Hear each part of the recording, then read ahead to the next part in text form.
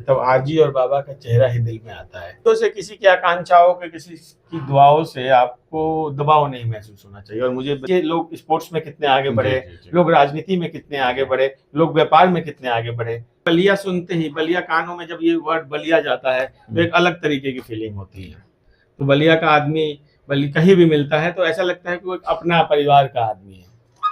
हम लोग civil services rules से बाउंड होते हैं और ऑफिशियल कोड ऑफ कंडक्ट से। तो जब आप कहीं अपने गांव को छोड़कर शहर की तरफ जाना ही पड़ेगा, क्योंकि बहुत सारी समस्याएं होती है, बहुत रिसोर्सेज, संसाधन यहाँ नहीं करता है, और हम अपने साथियों के माध्यम से, अपने माध्यम से उसका इलाज करा देते हैं। तो मुझे पर्सनली बहुत खुशी होती है। और ऐसी अंधकार की आभा हो या मुश्किलों का उफान उठे, विजय पताका लहराने को तुम दीप लिए चलते जाना। तो सबसे पहले शशांक जी, स्वागत है आपका मेरे इस शो पर। बहुत बहुत धन्यवाद आपका अनुराग जी। सही बताइए, बलिया की मिट्टी और अपने गांव का कौन सा ऐसा दृश्य जो आज भी आपके दिल में, जेहन में बसा हुआ है?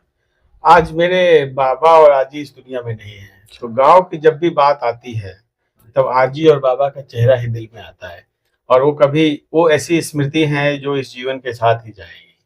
और तो जब भी गांव की बात, बलिया की बात आती है तो आजी बाबा की बात आती है। याद आता है कि जब यहाँ हम लोग गर्मी की छुट्टियों में आते थे तो आजी इस मंदिर के बाहर खड़ी रहती थी कि ये लोग अब पहुंचने वाले होंगे, अब पहुंचने वाले होंगे। तो वो दृश्य जो है वो हमेशा मन के पटल पर मौजूद और अंकित रहता है।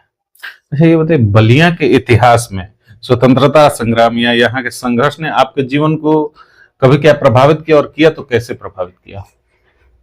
बलिया के समग्र इतिहास ने मेरे जीवन को बहुत ज्यादा प्रभावित किया और कई मायनों में प्रभावित किया। मैं आपको बताता हूँ। यह देश जब गुलामी के बेड़ियों में जकड़ा हुआ था तब 1942 में एक बलिया में सरकार की स्थापना की गई। ये मुझे यह प्रेरणा देता है कि कितनी भी बड़ी समस्या आ पड़ी है, अगर आप अपने एफर्ट्स डालेंगे, आप नीतिगत और ईमानदारी से मेहनत करेंगे तो आप सफल हो सकते हैं। उसके बाद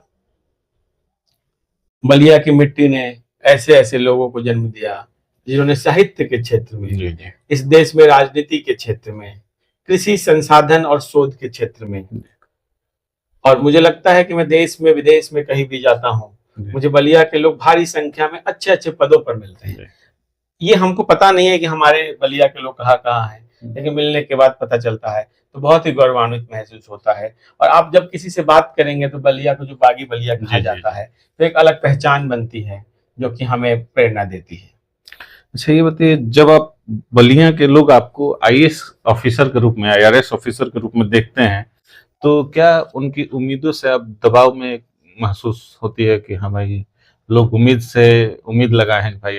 देखिए, किसी की उम्मीदों से, किसी की आकांक्षाओं के, किसी की दुआओं से आपको दबाव नहीं महसूस होना चाहिए। और मुझे दबाव बिल्कुल महसूस नहीं होता, बल्कि जिम्मेदारी का एहसास होता है। तो जिम्मेदारी और दबाव में एक फर्क है। जिम्मेदारी का यह एहसास होता है कि मुझे इस समाज के लिए, इस देश के लिए, इस जिले के लिए, इस गाँव के लिए कुछ करना है, तो जिम्मेदारी है, वो एक दबाव नहीं है। There is a very thin line between जिम्मेदारी एंड दबाव। अच्छा, ये बताइए, क्या बचपन से ही आपने सपना संजोया था कि हाँ भाई, मुझे आगे जब मेरी पढ़ाई खत्म होगी या जो भी एक मुकाम हासिल करना है तो वो एक आईएएस अधिकारी के रूप में ही हासिल करना है? देखिए, ये तो जरूर एक सपना था कि एक मुकाम हासिल करना है, पर एक यूपीएससी दे के वो मुकाम आएगा या क्या मुकाम आएगा, ऐसी कोई संरचना मन में नहीं थी। और मैं यहाँ और लोगों को, जो आपके श्रोता और जो छात्र खास सुन भी रहे होंगे, उनको भी यह बताना चाहूंगा कि यूपीएससी ही जीवन में सब कुछ नहीं है। आप बिना यूपीएससी के भी जीवन में बहुत उत्कर्ष पे और बहुत अच्छे पोजीशन पे पहुंच सकते हैं। आप देखिए, लोग स्पोर्ट्स में कितने आगे बढ़े, लोग राजनीति में कितने आगे बढ़े, लोग व्यापार में कितने आगे बढ़े। तो ऐसा कुछ नहीं था कि इसी से मेरे जीवन में कोई परिवर्तन आएगा, या यही मेरे लिए बहुत बड़ी चीज थी। अच्छा, बताइए, यूपीएससी की तैयारी के दौरान जब कभी भी आप गांव लौटते थे तो मन में क्या चलता था और कैसा महसूस करते थे गांव या घर पर आकर? मेरी यूपीएससी की तैयारी जो थी, बहुत लंबी तैयारी नहीं थी। अच्छा। खाकी बाबा जो हमारे ग्राम के देवता, इनके आशीर्वाद से, पूर्वजों के आशीर्वाद से जो मेरा चयन है वो बहुत जल्दी हो गया। अच्छा। तो उस बीच में मैं गांव नहीं आया, तो ऐसी कोई बात नहीं, गांव से रोज बात होती थी, तो ऐसा कुछ विशेष दबाव या ऐसी कोई चीज महसूस नहीं हुई, क्योंकि मेरी जो अल्प अवधि में मेरी भगवान की आशीर्वाद से और मेहनत से और माता पिता के प्रेरणा से सिलेक्शन हो गया था। अच्छा ये बताइए कि दिल्ली रहने के दौरान या कहीं और मतलब जहाँ रह के आपने तैयारी की या आपने रिसर्च प्रोग्राम किया, तो क्या वहाँ पे बलिया या गांव को मतलब महसूस कर पाते थे कि हाँ भी, क्योंकि लोग मिलते हैं तो एक अपनापन बलिया का या मिल जाता है कि हाँ भाई।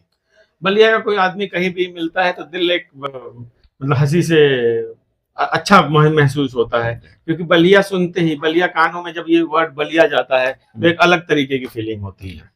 तो बलिया का आदमी बल्कि कहीं भी मिलता है तो ऐसा लगता है कि वो एक अपना परिवार का आदमी है, चाहे वो हम जानते ना हो, हमारे से 100 किलोमीटर दूर बलिया में किसी 70 किलोमीटर दूर किसी गांव का हो, लेकिन बलिया नाम सुनते ही बहुत अच्छा बहुत मन में वो हो। अच्छा बताइए, परिवार या गांव वालों का कोई भावुक या यादगार संदेश एक मिलता है कि हाँ भाई बबुआ ऐसे कीजिएगा या बाबू ऐसे कीजिएगा, तो आपके मन में बस जो भी बड़े बुजुर्ग मिलते हैं वो कहते हैं कि आपने परिवार का नाम रोशन किया है, आपने गांव का नाम रोशन किया है, तो यह चीज बहुत खुशी देती है और उसके साथ साथ एक जिम्मेदारी भी देती है कि हमें आगे अपने जीवन को बहुत संयमित ढंग से जीना है, उनके सपनों को पूरा करना है।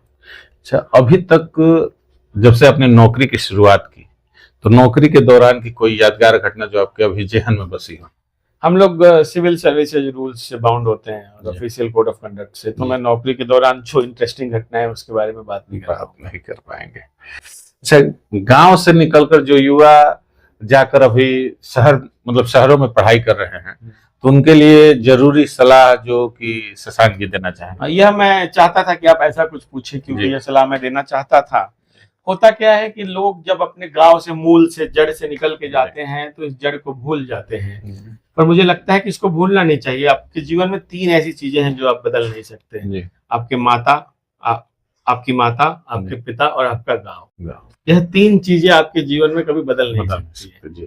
तो जब आप कहीं अपने गांव को छोड़कर शहर की तरफ जाना ही पड़ेगा, क्योंकि बहुत सारी समस्याएं होती है, बहुत रिसोर्सेज, संसाधन यहाँ नहीं है। तो जब आप वहां जाए तो अपने मूल को अपने पास रखे, अपने गांव को, अपने जड़ को अपने पास रखे, क्योंकि ये वो चीज है जिसने आपको पैदा किया है। आप उर्वरकता के लिए कहीं बाहर जा सकते हैं, तो अपने मूल को ना भूले। बस मैं ये देखता हूँ कि आज के युवाओं में गांव से हटने की, यह बताने के लिए कि हम गांव के नहीं हैं, ये एक अलग होड़ है। हमसे कभी भी कोई पूछता है तो हम लोग तो बताते हैं कि आप देख ही रहे हैं हमारा गांव एकदम सुदूर में हमारा गांव है, और हमें गर्व है कि हम इस गांव से निकलकर देश में अलग अलग जगहों पर अपने देश के लिए कार्य कर रहे हैं। सभी जो गांव से हैं उनको अपने गांव पे फक्र होना चाहिए, एक गर्व होना चाहिए कि भाई गांव ही हमको पैदा किया। आज भी कहा जाता है कि भारत में गांव ही उसका जड़ है और गांव से ही भारत की शुरुआत हुई है और अंत भी है शायद। तो मेरा अगला प्रश्न है आपसे कि आपके जीवन में वो लम्हा जिसने आपको गौरवान्वित किया हो कि चलो भाई आज एक अधिकारी बनना मेरा सफल रहा?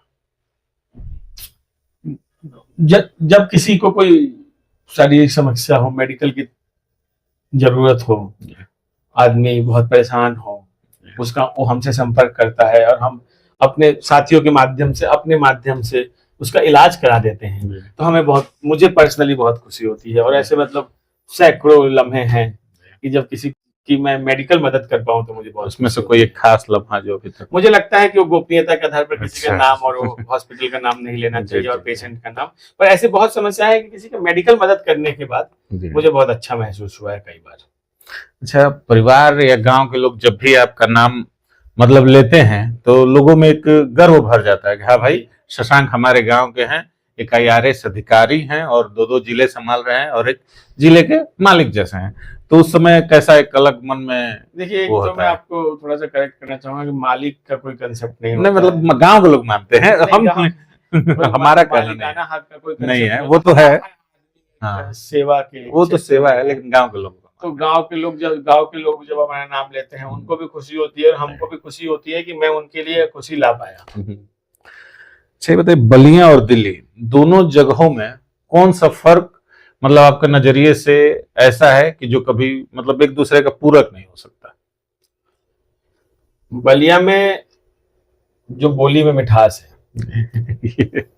बलिया में जो एक अपनापन है, बलिया में जो समय है लोगों के पास आपकी बातें सुनने के लिए, वो मुझे लगता है दिल्ली के किसी भी शहर में नहीं है। नहीं है और बलिया में जो एक तलखी है जी, वो भी अलग है, जो अलग। कोई नहीं ले सकता है। तो ऐसी बहुत सारी चीजें। अच्छा, गांव के बच्चों को अगर शशांक जी सिर्फ एक पंक्ति में, एक लाइन में कोई सलाह देना चाहें जिससे वो सफलता हासिल कर सकें, तो एक लाइन, एक पंक्ति क्या होगी? एक मेरी कविता लिखी है पर वो एक पंक्ति में नहीं है, तो मैं वो सुना देता हूँ। अच्छा, सुनिए जरूर। कि अंधकार की आभा हो या मुश्किलों का उफान उठे, विजय पताका लहराने को तुम दीप लिए चलते जाना। और रस्तों में कांटे या कंकड़, चाहे पर्वत खड़ा विशाल रहे, अपने मस्तक पर तुम खुद तिलक लगा चलते जाना। समय सहम जाएगा तुमसे, पाषाण पिघल जाएंगे, आकाश भी मस्तक नीचे कर उद्घोष हमारा गाएगा। अंधकार मिटाने को तुम एक बार निकलो तो कायनात सारा ये तुम्हारे पीछे पीछे। ये सही बात है जो लिखा है, ये कविता ऐसे के रोंगटे खड़े हो गए कि अंधकार मटाने आप निकलिए, अगर आपके मन में जज्बा हो तो कायनात जरूर आपका साथ देगा। तो शशांक जी, आखिर में हमारे दर्शकों से आप। मैं आपके चैनल के सभी दर्शकों को प्रणाम करता हूं और यह उनसे कहना चाहता हूं कि अनुराग जी जो इस चैनल को बनाकर समाज के लिए कार्य कर रहे हैं, एक जानकारी दे रहे हैं, युवा वर्ग के लिए खासकर ये बहुत ही महत्वपूर्ण है। और मैं आप सभी से निवेदन करूंगा कि इस चैनल को जितना हो सके आगे से आगे बढ़ाएं, लोगों तक शेयर करें, इसको लाइक करें, इसको कमेंट करें कि ये चैनल अच्छे से चल सके और हमारे और आपके लिए अच्छा अच्छा कंटेंट बना सके। धन्यवाद। Thank you.